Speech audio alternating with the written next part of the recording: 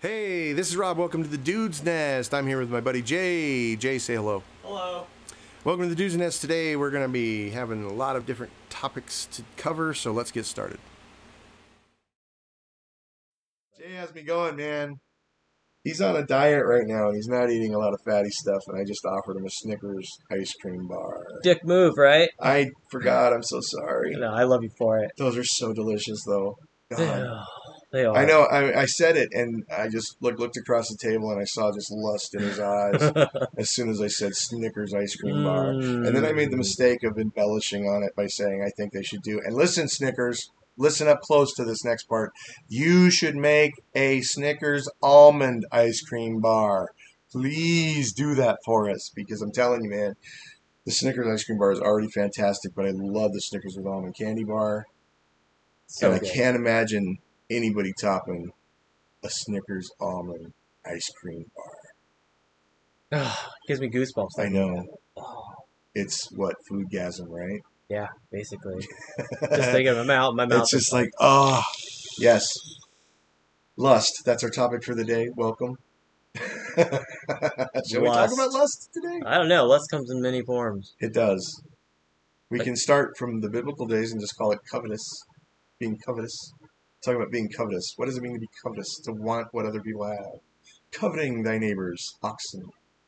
And it doesn't mean what you think it means, folks. It does not mean having sex with your neighbor's oxen, which you still shouldn't do. But If you're into that kind of thing. more for the sake of the oxen, because the oxen really can't speak for himself, can he? I'm just imagining that. No, thank you. Why would you even imagine that? Because I'm an artist. Why would you visualize the oxen thing? I wouldn't visualize it. I just made the joke.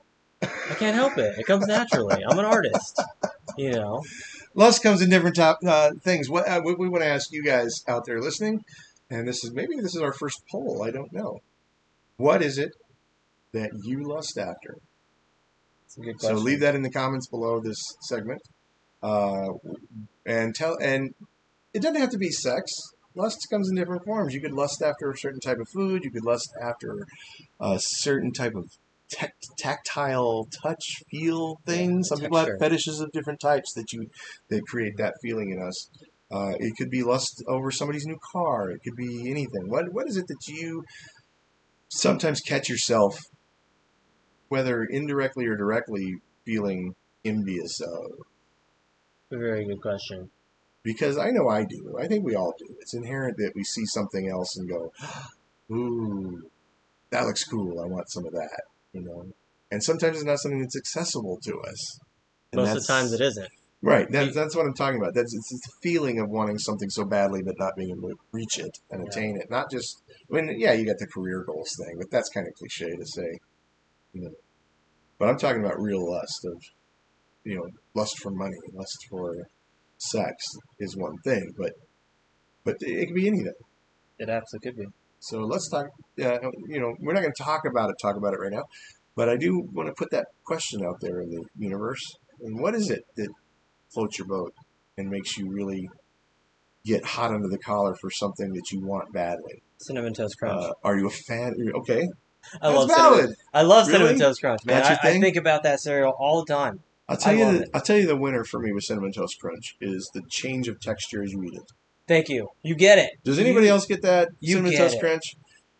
It starts out crispy, and as you eat it, it softens up a little bit in a weird way. Yeah. It's still kind of crisp in the middle, but it has that kind of soft outer sponginess. Yes. I don't know if it's healthy for you I don't care.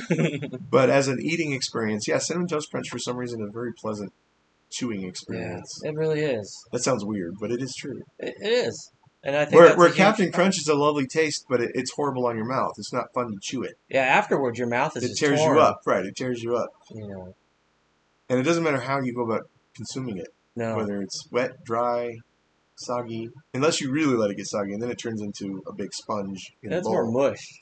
Right, it's just kind of well, I'll tell you what okay, story time. Okay, this is one of those nights that I'll tell you about. I got so drunk that I poured beer in my Captain Crunch. What kind of beer? Fuck, I don't know. Well, that Long makes a time huge ago. difference. Does it make a difference? Absolutely. Probably. I'm going to guess it was probably either Miller Genuine Draft or Bud. Okay, so it's a lager of some sort. So some kind of, happy domestic crap, Okay. basically. Which, don't get me wrong, I'll drink them. And what cereal? And Captain Crunch. Okay. Original Captain Crunch. Not Peanut Butter Crunch. Not Crunch Berry. No, not Crunch Captain Berry. Crunch. Regular Captain Crunch. And I ate some of it. And I kept, it was so funny because I'm so drunk. I'm going, oh, this is awful. Oh my God. And I just kept taking mouthful after mouthful and kept eating. And the next morning we woke up and here's this bowl sitting on the coffee table that none of us really recognized as something from the night before. And it had this huge orange brain looking thing in it. What? The carbonation in the beer had mixed with the aeration of the cereal. Oh. And as Captain Crunch got soft, which it does, it inevitably turns to mush, it filled with the air bubbles from the beer and became this spongy mass of orange brain tissue almost. Wow. And it was like, I got to remember this for special effects someday, you know. Pour a little beer in some Captain Crunch and let it sit. I wonder what that tasted like. Oh, it was awful. Oh, did you actually try it? It was awful. Yeah, it was the most horrendous. I'd rather drink bong water. Oh, wow. It was That's bad. pretty bad. It was bad. Oh. And plus, it had been sitting overnight, too. Yeah, it was awful. The next morning was terrible. Oh, I mean, But I did take a bite of the brains. I had to. Mm. I was that drunk, dude. Yeah. I got to see what I was eating, you know. Wow. And I was like, whoa, really? Oh my God, I was eating that last night. But yeah, it was bad. Those nights of drinking, they're fun. They're dangerous.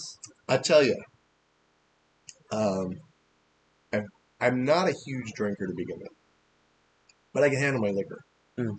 You're a big Because dude. Since I was a young person and started drinking, it was vodka, scotch, you know, stuff like that. I didn't drink the mixed drinks and the beer as much as I drank straight hard liquor.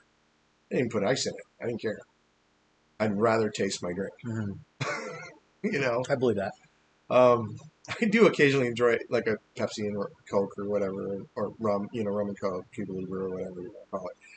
Stuff like that once in a while. But I'm not into fruity drinks particularly. I'll drink a cooler, like a Seagram's cooler or something now and then if they're there, but not really my thing. Yeah. I subscribe to the Monty Python Bruce philosophy of beer. I'll explain that to you later. Those who are Monty Python fans know exactly what I'm talking about.